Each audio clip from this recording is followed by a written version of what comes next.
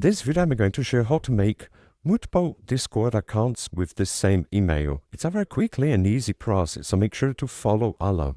First, I will point out that this process works on any device I'm using, a computer just for example. You can also use any navigator. I'm using a Google Chrome.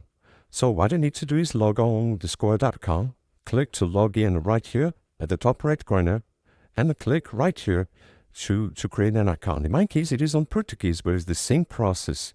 Okay, you need to put your email right here, the same mail that you created an account before.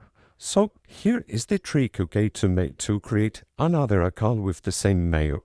You put your email, put your password, your birthday, and so on. Mark these options. You need to click before the @ okay, and use a plus. So put a plus button. So use a plus before the @ and create your account. You can make another account with this process, with this trick. So again, you need to come before @ and put the plus button. Then you will see that you can create other account with this method, okay? I hope I help you how to create multiple Discord accounts with same mail. So if this video helped you in any way, hit the like button and subscribe to our channel to receive all its footsteps.